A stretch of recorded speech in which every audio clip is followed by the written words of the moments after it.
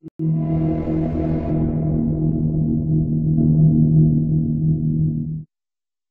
cobarde no es aquel que tiene miedo, sino el que no tiene el valor de pelear contra su miedo. Y si hay algo peor que un cobarde, es un desertor. Alguien que huye mientras todos los demás entregan sus vidas para proteger la tierra donde nacieron.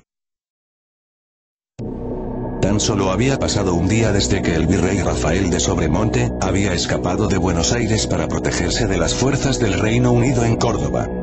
El conductor del carruaje tenía las órdenes de conducir y llegar a Córdoba, no importa lo que pasara. Pero durante la primera noche, mientras el conductor dormía, Sobremonte comenzó a escuchar voces.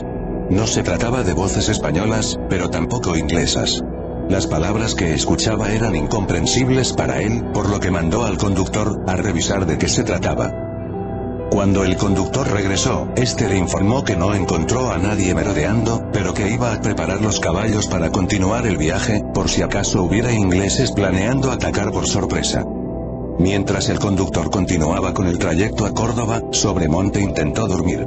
Al principio soñó con el día que había sido nombrado virrey de las Provincias Unidas del Río de la Plata.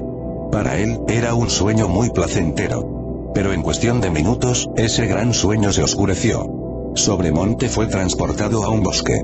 En su sueño, Sobremonte vio a un indígena, que estaba acechando a 3 españoles. El valor que reflejaba era impresionante, porque aunque no tenía armas, él los atacó por sorpresa y había logrado desarmarlos.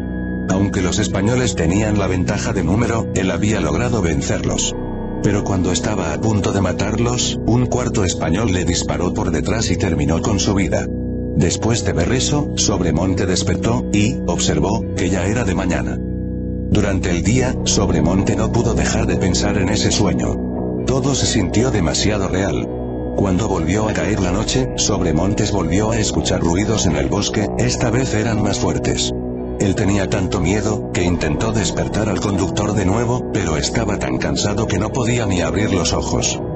Ante esta situación, Sobremonte decidió tomar una de las armas que tenía, y se adentró en el bosque para atacar a los que estuviesen allí. Registró por todas partes, pero no encontró a nadie, no había rastros de ingleses ni de ladrones. Durante su búsqueda Sobremonte encontró un pequeño lago, y decidió descansar unos minutos.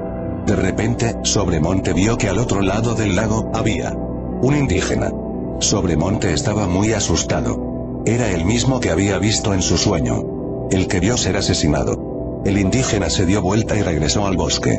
Sobremonte sujetó con fuerza su arma, y decidió perseguirlo. Después de correr durante unos minutos, Sobremonte llegó a un sector del bosque, que le resultó muy familiar. Era el mismo que vio en su sueño. Y a unos metros de él estaba el cadáver del indígena. Al ver esto, salió corriendo de miedo en dirección al carruaje. Cuando estaba a unos metros, pudo ver que su conductor estaba de pie, con la cabeza mirando hacia abajo. Tan pronto se acercó al carruaje, le ordenó al conductor que despertara a los caballos para irse. Pero el conductor estaba completamente callado. Le gritó con más fuerza, y entonces el conductor lo miró a los ojos, con una mirada que parecía infernal, y le dijo: «Desertor». Sobremonte se alejó unos pasos, y con un miedo que lo invadió por completo, siguió escuchándolo repetir esa palabra, y cada vez lo decía más fuerte. En su desesperación, despertó a los caballos y los hizo cabalgar lo más rápido que pudo. Cuando Sobremonte había logrado perderlos de vista, intentó tranquilizarse y resolvió seguir cabalgando hasta Córdoba.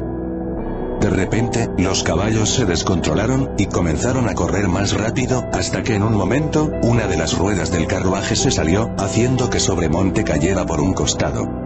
Herido y cansado, Sobremonte se puso de pie, pero cuando observó a su alrededor, se dio cuenta que ya no había forma de huir, el carruaje estaba volcado y le faltaba una rueda. A unos metros, pudo ver al indígena caminar lentamente hacia él. Sin pensarlo 2 veces, tomó su arma y disparó tantas veces como pudo. Pero fue inútil. El indígena caminó hasta ponerse enfrente de Sobremonte, y con un tono inhumano le dijo: «Desertor».